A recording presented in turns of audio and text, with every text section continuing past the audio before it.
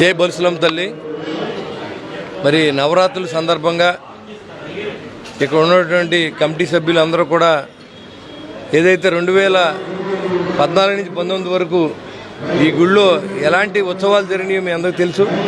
దానికి సారథ్యం వహించినటువంటి శ్రీరంగం అంజి మిత్రులు అందరూ, పాతూరు యూత్ కానీ, శ్రీరంగం మీద మిత్రులు కానీ, ఇంకా అమ్మవారి మీద ఆవిడ ఆశీస్సులు కావాలని కోరుకునే భక్తులందరూ కూడా ఈ కార్యక్రమాన్ని బాగా చేయాలని, మరి ఆ రోజు నుంచి ఈ రోజు వరకు అమ్మవారి నిత్య పూజలు అందుకుంటూ ఆవిడ యొక్క ఆశీస్సులు మనందరికీ ఇస్తూ తాడేపూడిన పట్టణ ప్రజలందరినీ ఆరోగ్యంతోనూ ఐశ్వర్యంతోనూ ఉంచినందుకు, మరి కరోనా సమయంలో కూడా ప్రాణాలతో మనంతా నిలబడినందుకు మరి అమ్మవారి పూజలు ఎప్పుడూ జరిపించాలి.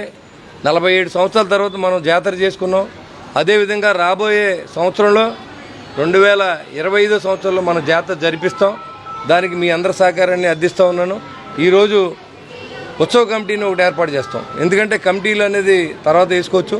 ఇక్కడ వర్గాలకి వాటికి సంబంధం లేకుండా ఎవరు ఇంట్రెస్ట్ ఉంటే 10 రూపాయలు ఖర్చు పెట్టి ఈ ఉత్సవాన్ని బాగా చేసాం. అంజీ ఒక్కడే కాకుండా ఇంకా మిగతా మిత్రులందరూ కూడా ఉత్సాహంగా మేము కూడా అమ్మవారికి 10 రూపాయలు ఖర్చు పెట్టి చేయగల స్తోమత ఉండి, నిజంగా లేనివాళ్ళు సర్వీస్ చేస్తారు, ఉన్నవాళ్ళు మరి కమిటీలోకి వచ్చి ఈ అమ్మవారి ఉత్సవాన్ని జయప్రదం చేయాలని చెప్పి, మరి మనందరికీ మంచి జరగాలి, అందరూ వ్యాపారం చేసుకోవాలి, సుభిక్షంగా ఉండాలి, ఆరోగ్యంగా ఉండాలి అంటే అమ్మవారి దయ కావాలి. అమ్మ దయ ఉంటే అన్ని దయ ఉన్నట్టే అనేది నేను మొట్టమొదటి నమ్మింది.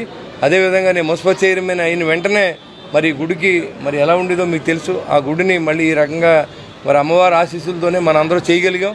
మరి అదే ఆవిడ ఆశీస్సులతోనే మళ్ళీ ఈ నవరాత్రులు బాగా చేద్దాం. మరి మొట్టమొదటి సంవత్సరం మనం ఎమ్మెల్యేగా ప్రమాణ స్వీకారం చేసిన తర్వాత ఈ 5 సంవత్సరాలు కూడా ఒక సంవత్సరాన్ని మించి ఒక సంవత్సరం చేసే విధంగా మరి అందరూ కూడా భక్తి శ్రద్ధలతో అమ్మవారిని పూజల్ని చేసుకోవాలని చెప్పి, అమ్మవారి ఆశీస్సులతో మనం అందరూ బాగుండాలి, అందులో మనం ఉండాలని కోరుకుంటూ జై బొల్సులమ్మ తల్లి.